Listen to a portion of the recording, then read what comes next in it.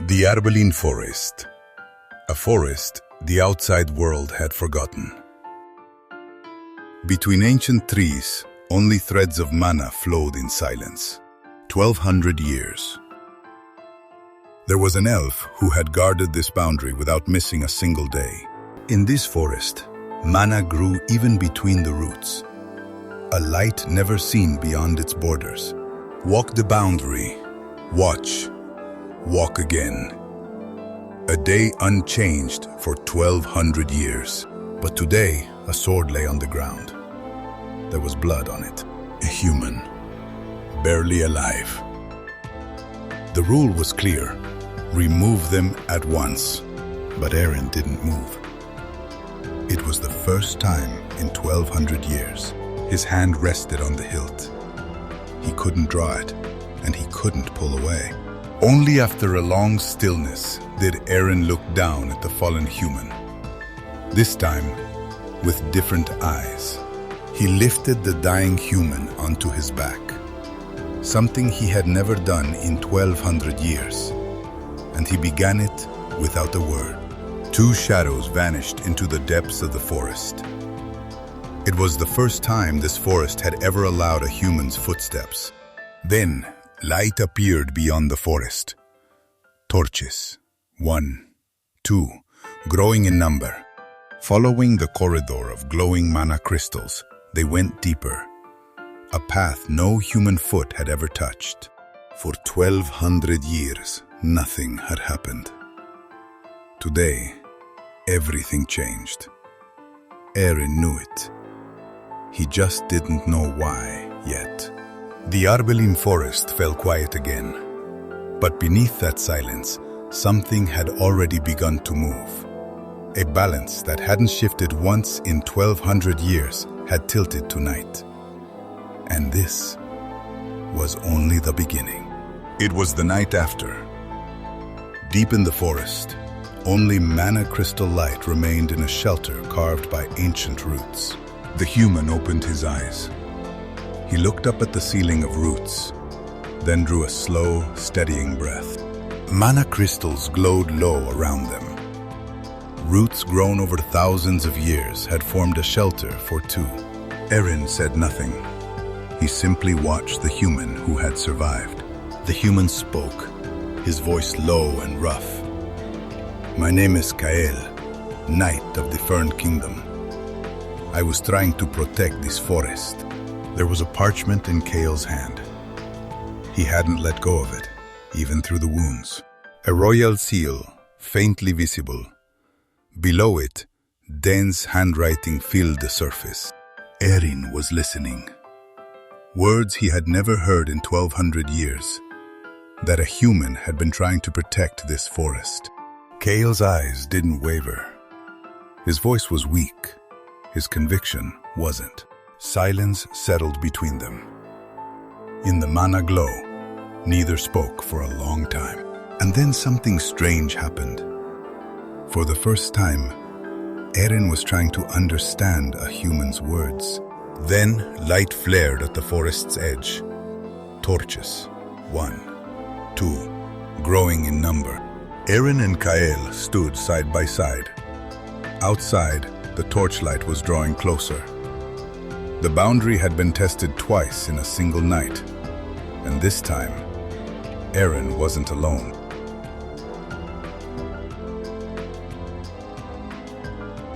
The lights had faded. The shelter was quiet again. Only mana crystals glowed low between the roots. Kael still lay on the ground. His breathing had steadied, but the wounds remained. Aerin reached out, gently onto Kael's shoulder. Light spread across the back of his hand. Fine threads of it traced the veins, slow and even. Kael's eyes came into focus. He didn't know what the warmth was. He only opened his eyes wide. The light reached the tips of Kael's fingers. At that moment, his hand trembled. Just slightly. Kael spoke, quiet and direct. Is this how you've lived? For thousands of years, feeling this? Aerin didn't answer. But the fact that a human had felt it, that stayed with him, heavy and new, for the first time in 1,200 years. The mana crystals glowed quietly. The distance between them had shifted from what it was. Then, a presence from deeper in the forest.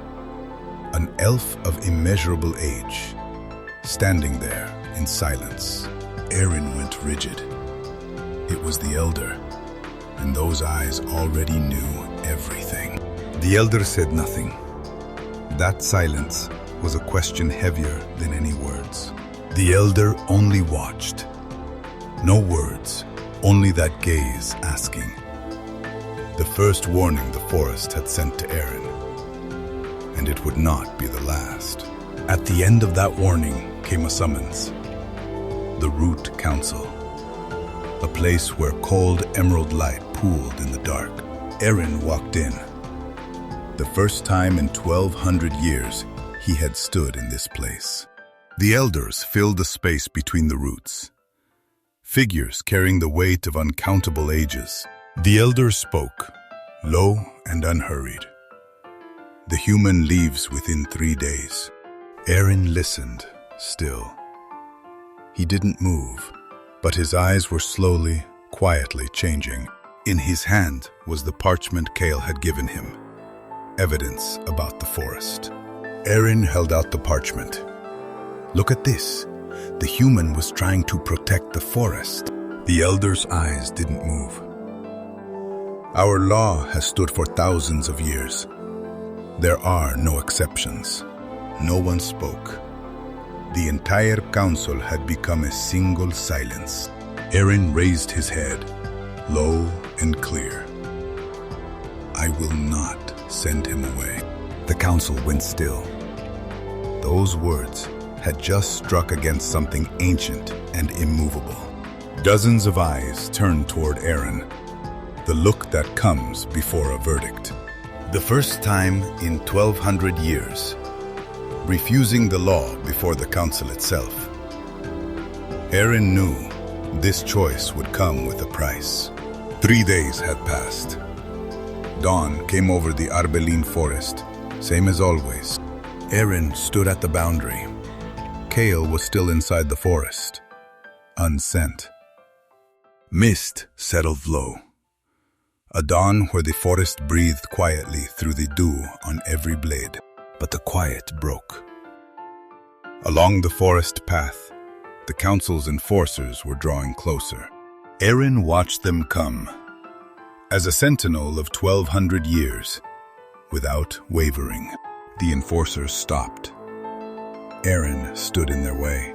He did not step aside, not a single step back before the enforcers of the law. Then the Elder appeared. The law itself had come in person. Mana crystals glowed low. The whole forest seemed to be holding its breath. The Elder looked at Aerin. You have chosen, right now, 1,000 years of solitude. Those words settled over Aerin. 1,000 years of wait. And he received it without closing his eyes. One stood against many, and the forest alone was witness. No answer. No turning away. That was the answer of a 1,200-year sentinel.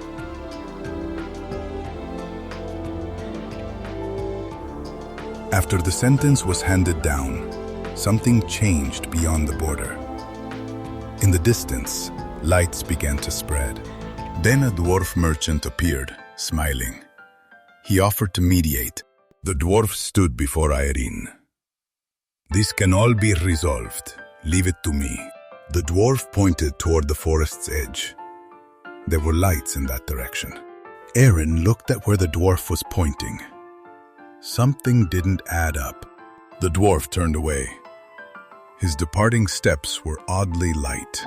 The forest path was still, a quiet that felt like it was hiding something. Aerin looked at Kael. Kael's eyes had stopped somewhere beyond the forest's edge, and then he saw it.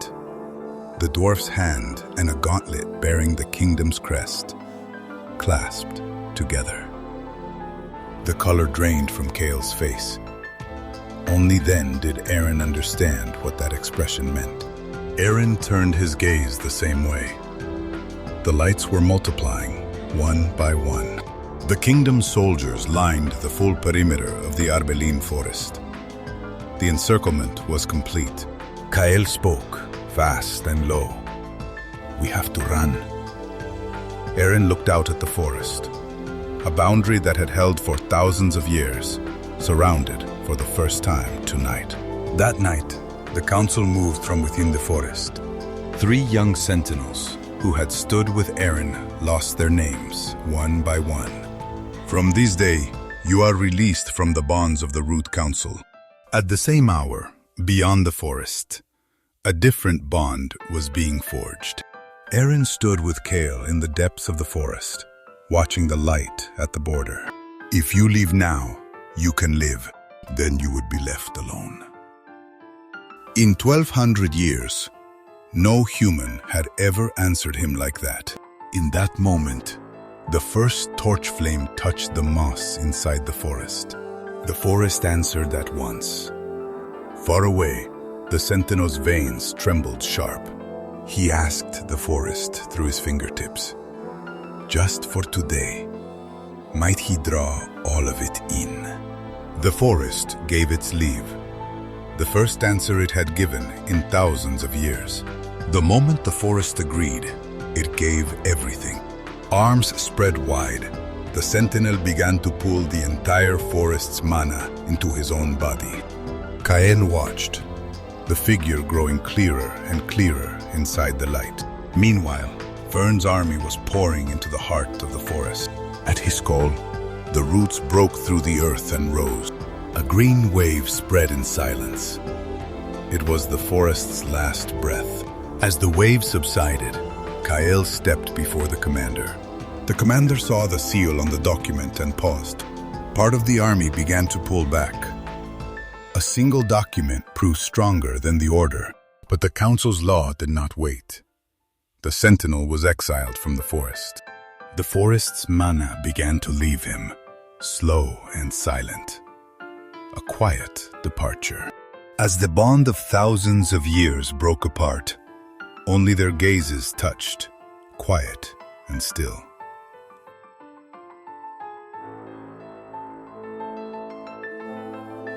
It was the first winter of exile. They took a small cottage in a human village. The sentinel sat inside a human home for the first time. The air outside the forest felt strange. Kael fed wood into the fire and handed him a cup of tea. Time passed. Kael's sword hung on the wall and slowly rusted. White began to creep into Kael's temples. The sentinel did not change. Time moved differently, only at his side. Several more winters passed. The marks of age were etched on the back of Kael's hands. And one winter evening, after a deep cough, Kael lay down on the bed. The sentinel quietly held his hand. A hand that had still not changed. Elves don't grow old. So why are you crying? Because now I can. The warmth of his hand slowly faded.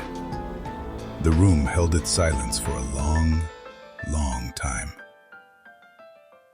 Several springs had passed since Kael was gone. The sentinel stood before the grave, still young, unchanged. Beside the name on the stone, a small longsword carving stood alongside it. The wind carried spring petals and laid them on his shoulder. Then, from the direction of Arbelin, a messenger walked slowly toward him. The letter he carried bore the seal of the council. The letter was brief. The law of the forest was calling the sentinel's name once more. Aerin folded the letter with care and laid it before the stone. The messenger waited for an answer. But the sentinel no longer looked that way. Aerin took a single step, away from the forest. A direction he had never taken in 1200 years. For thousands of years he had guarded the forest. And for the first time, he walked for himself. Join the myth, subscribe and like.